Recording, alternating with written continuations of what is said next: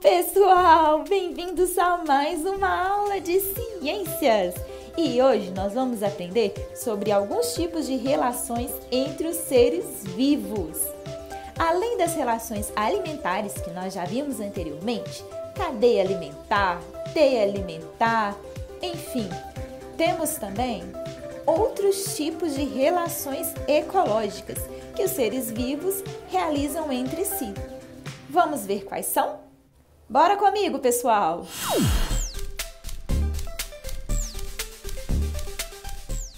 A primeira relação ecológica que vamos ver se chama sociedade.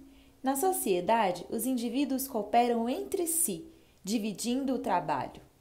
Cada indivíduo tem sua função. As formigas, os cupins, os seres humanos e as abelhas são exemplos de animais que vivem em sociedade. Diferentes indivíduos fazem parte da sociedade dos cupins, das abelhas. No caso dos cupins, por exemplo, os operários desempenham funções diversas, como coletar alimento, cavar o solo. Os soldados defendem o cupizeiro e os reis e as rainhas se reproduzem e podem apresentar asas em determinada fase da vida.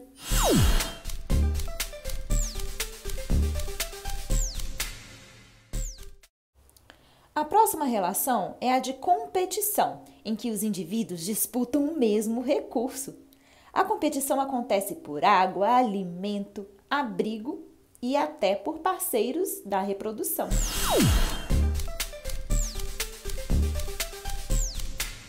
Agora é a relação ecológica que é o terror entre muitos seres vivos. É o parasitismo.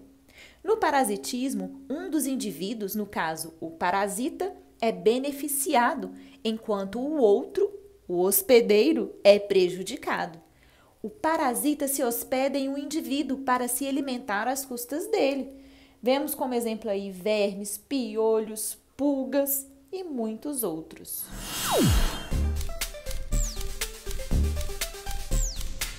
Colônia.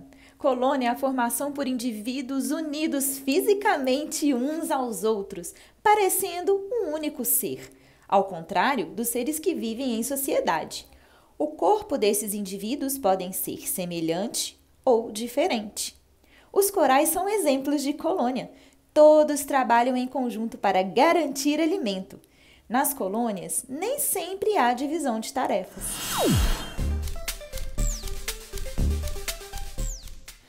Agora vamos para a relação chamada inquilinismo. Nessa relação, um indivíduo se hospeda no outro, recebendo benefícios, porém sem prejudicá-lo, diferente dos parasitas.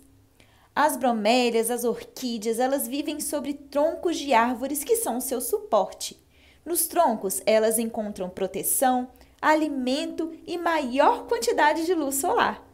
As bromélias e as orquídeas são inquilinos e as árvores são os hospedeiros. Nessa interação, as árvores não são diretamente prejudicadas.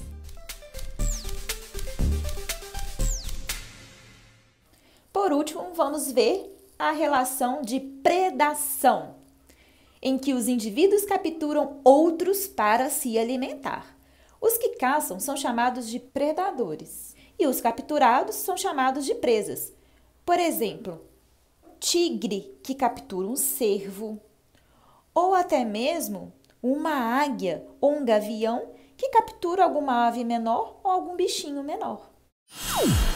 E aí, pessoal, gostaram de descobrir outros tipos de relações entre os seres vivos? Espero que sim, hein? Encontro com vocês em uma próxima aula de ciências.